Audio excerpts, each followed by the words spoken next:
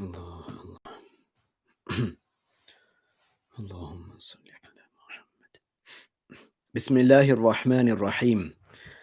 الحمد لله رب العالمين، والصلاة والسلام على سيدنا محمد وعلى آله وصحبه الطيبين الطاهرين. We ask Allah to grant us the sincere intentions. Subhanallah. Allah Tabaraka wa Ta'ala, our Creator, deserves to be worshipped. Allah deserves to be obeyed. However, we see many haram matters, many wicked, sinister, evil, and impermissible matters taking place in weddings. This night that, or this day, that people consider to be one of the happiest days of their lives, they may be spending it in disobeying Allah Tabaraka wa Ta'ala. Among the haram matters that may occur in some Muslim weddings is that the husband and the wife who are now married, they may do something that is actually a habit of the kuffar. What they call slow dancing, the slow dance, when they hold hands and she might put her hand on his shoulder and he may hold her waist or her back. And then this dance, which is known as the slow dance, this is amongst the habit of the kuffar. This is amongst the habit of the kuffar, meaning that they initiated it.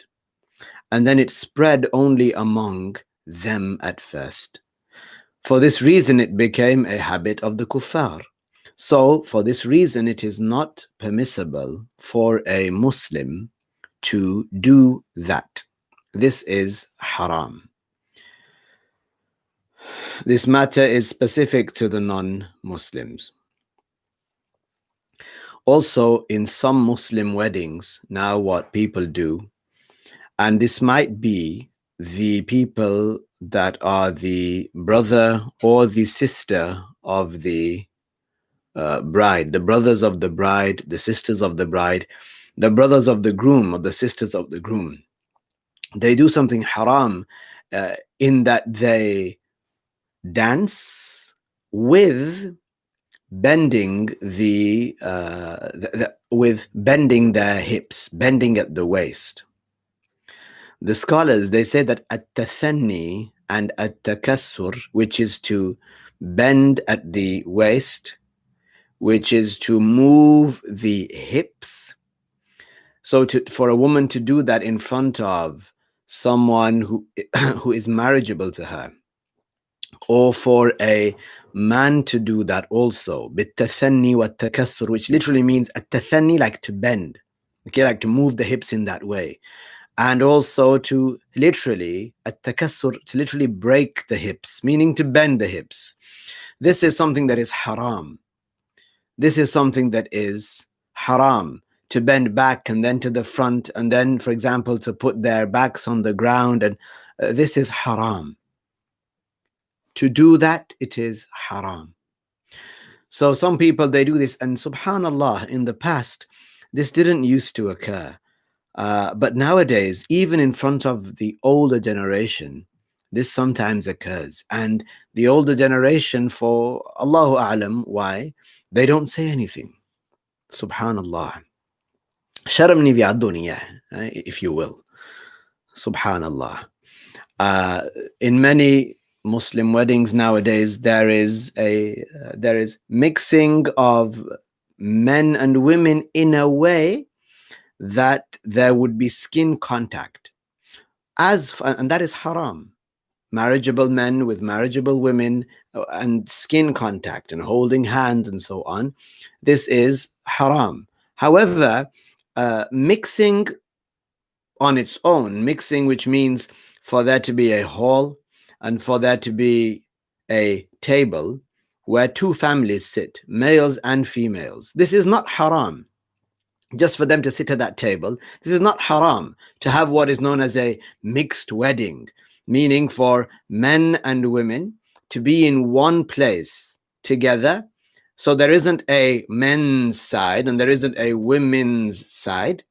This is not haram for them to all be together. You sit with your family, with your mother, with your wife, with your daughter, and there may be another family at the table. As long as there is no skin contact between non-mahrams, then this is permissible.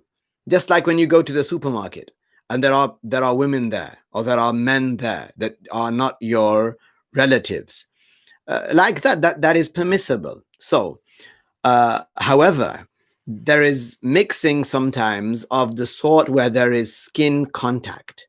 Now this is haram, subhanallah. So people need to be aware of that. Sometimes even though a woman may be mutahajjiba, even though despite the fact that she is wearing a hijab, a scarf, she will go to a hairstylist and she will take her hijab off and sometimes allow men to touch her hair. This is haram for her to show her hair in front of a marriageable male. Even if, let's say she is 25, 26 years old and he's 70 years old, he's considered to her marriageable, meaning he's not her mahram, he's not her father or her brother or her son. For her to show her hair like that, this is haram, for her to uncover it.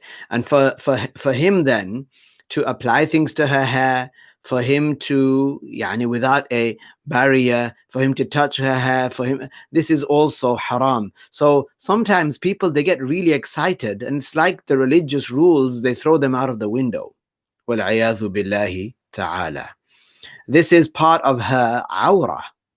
This is part of her unlawful nakedness, her hair, which she cannot show. Likewise, some women who they will regularly wear the hijab, when it comes to her sister's wedding, she'll take the hijab off. وَالْعِيَاذُ بِاللَّهِ. غريب يعني عجيب. لا حول ولا قوة إلا بالله. A person, I'm lost for words, subhanallah. I don't know what to say. Some also, they will some women, they will have ajnabi men touching their face, applying creams, applying masks, and other things. Some will have some non-marriageable, some non-married females, some bachelorettes. They will go and they will either themselves or they will have their eyebrows plucked and shaped. Now this is haram. This is something that is sinful. This is something that is sinful. Now to pay money for that is even more sinful. This is a major sin. Likewise, there are many songs now that are played in the background in weddings that cause enchantment, cause rapture. Haram instruments like the string instruments, guitars and harps, and instruments that are blown into that cause enchantment, like the flute and the lute and other things like that. These are haram. Subhanallah. To listen to it is haram. To be happy with it, to be pleased with people committing that sin, this is also haram. The Prophet alayhi salatu wassalam warned us against imitating the kuffar, imitating the non-Muslims. He said alayhi salatu wassalam, man tashabbaha biqawmin fahuwa minhum. The one who imitates a people, then he partners them in their sin, depending on the sin. If it is kufr, then a person by doing that would commit kufr. If that particular thing that the non-Muslims do is not kufr, but it is a major sin, then it is a major sin. So it's important for a person to know what are the aadat of the kuffar, so that one doesn't fall into them. Many things that happen today in weddings are imitation of the non-Muslims. The clothes that are worn by that are specific to majorly sinful women, and when we say that, we mean al-baghaya, i.e. prostitutes. The scholars, they mentioned what types of clothes are specific to prostitutes. What types of things do prostitutes do?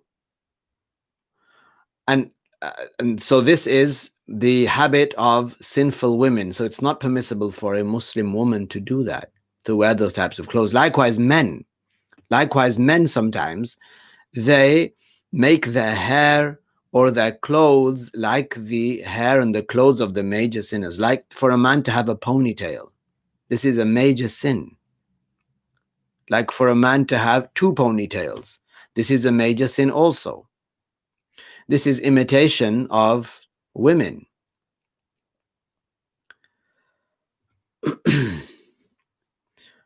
One should seek to only do that which the pious people did, because they are the acts of the Muslims. Now, even if a person says, well, I don't intend to follow the non-Muslims, I'm just doing it. Well, because it is a habit of the non-Muslims, for that very reason alone it is haram. For that very reason alone it is haram. Like, for example, a person might say, well, I want to, wal-'iyadhu billah, slow dance with my wife. But even then, whether it's your wife or not, the actual concept of this slow dance, this is something that was initiated by the kuffar, by the people that were these major sinners, these kuffar. So the Muslims can't do it, whether it's with your sister, whether it's with your wife, whether it's with your mum, wal-'iyadhu billah, it's haram. Sometimes in some weddings, there are people that would be playing the duff. They would be playing the duff, which is fine, which is permissible. But then sometimes there will be wal-'iyadhu billah, a woman dancing to it, or a group of girls dancing to it in a way that they are bending and so on, and though in a way that they are bending their hips and moving them around. This is something that is haram. And they would be showing their awrah and so on and so forth.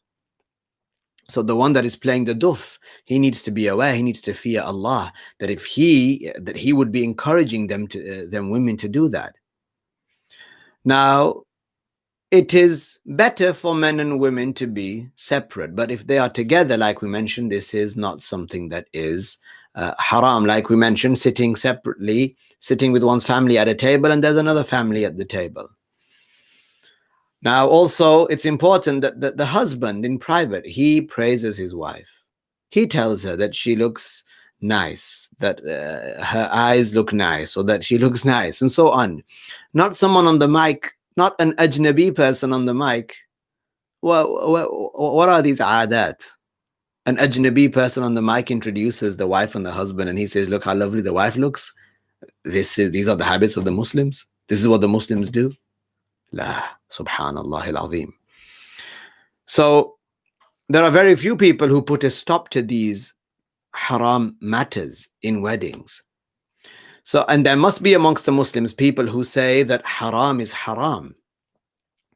When you're sitting at the wedding and you see a sin, then one should not stay quiet. One should not be quiet, because then people get desensitized. They've seen it once, then they'll see it at another wedding and everybody was quiet. Then they'll see it at a third wedding and everybody's quiet, and then it becomes the norm. Then when someone does speak out, which is correct and right, then they'll see this person as someone strange. Like, we see this at all weddings. Why are you someone who is against it? Subhanallah. When originally the matter is haram. Originally the matter is haram. Now, don't believe that there are no weddings in which no haram occurs. No, there are. There are weddings that are very that are done in such a way where the Islamic habits are followed. And like, for example, in Syria, in Jordan, in other places where they recite madih, men recite madih, yani nata. They recite praises of Allah, praises of the Prophet alayhi salatu wasalam, or other than that, they actually mention words that are in compliance with the rules of the religion, and they would talk about marriage, and they would praise marriage, and so on. And this is how a lot of people in the past used to do it in Bangladesh, in India, in Pakistan. But nowadays, because of living with the kuffar, because of because of watching the kuffar, whether it's on Amazon Prime or it's on YouTube or it's on Netflix, binge watching series, because people are following these influencers and yani again and again and again they see these haram things going on, that suddenly they find it in themselves that they want these things, and without even noticing that they are habits of the kuffar. Another example of something that is a habit of the kuffar is the bouquet that the wife holds. She turns her back to the people and then she throws these flowers. It's haram for her to do that. Some might say, oh, it's just a bit of fun. But the kuffar are the first ones that started it.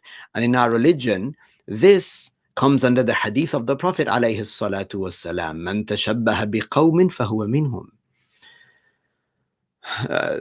The matters, subhanallah, are changing, and they've been changing for a while. Ya Latif. Some women before marriage, they would go to a place where they have certain parts of their awrah between their navel and the knee. They will expose that to people so that they can wax those areas. This is haram. No one can see that except for her. She's not married. The only person that can see what is between the navel and the knee is her.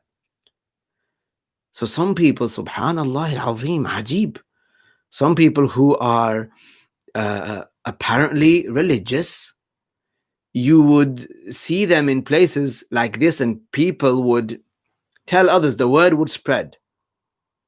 And they maybe would even tell people that this is what we did.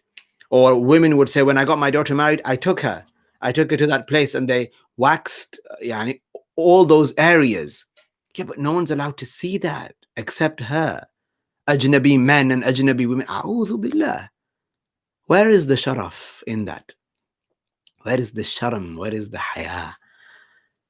Where is the honor in that? Subhanallah. Even if it was her mum just looking, still that's haram. Her mum can't even look. Ya Latif. There are many things that have been taken from the kuffar. Many, many, many things, subhanallah. Another thing that is taken from the kuffar is when the man gets down on one knee to propose.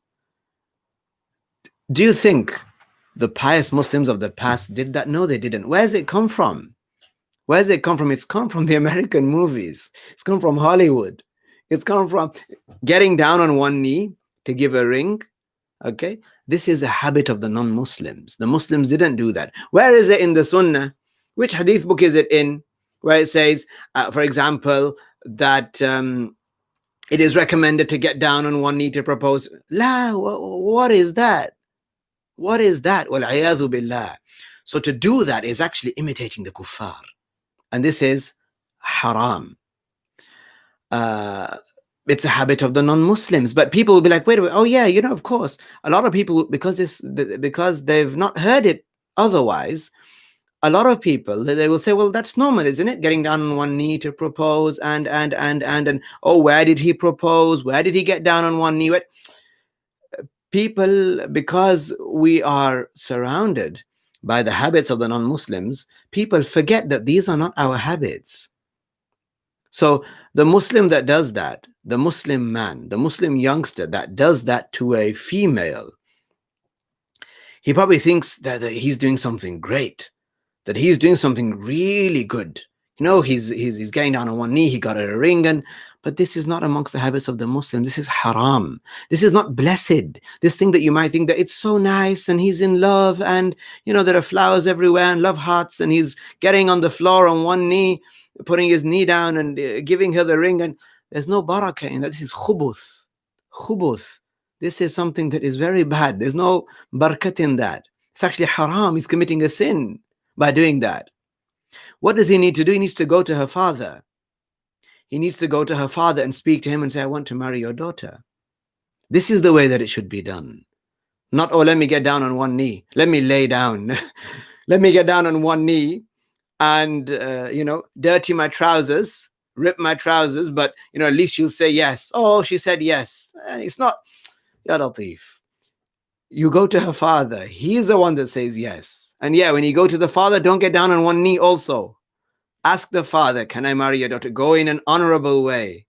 Go say Bismillah, walhamdulillah, wassalatu wassalamu ala rasulillah.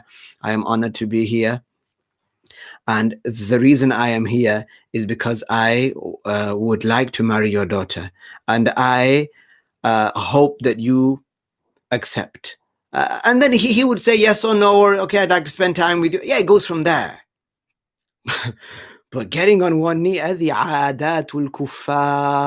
is among the habits of the kuffar. Anyone who does it is sinful. And there are, subhanallah, one can imagine other things that are used in weddings that we don't know the answers to. Subhanallah, there are types of glasses that are used and they're very, very thin, right? And maybe they call them wine glasses, right? Are Muslims allowed to have them? Allah knows best. We look into history. Is it something that originally was used only by the kuffar, initiated by the kuffar for wine or not? We look into all of these things. So it's very, very important for a person to learn the religious knowledge, because this night, which they think it's full of blessings and the family are together and I'm getting married and this is my wife and, this is going to be my husband. He's going to provide for me. And it starts off with haram. Where's that marriage going to go? Subhanallah. So plant the good seeds first. Do things that are honorable. Have practices that are honorable. And don't start it off with something haram. Subhanallah. And we'll stop there today. Walhamdulillah, wassalatu wassalamu ala rasulillah, sallallahu alayhi wa sallam.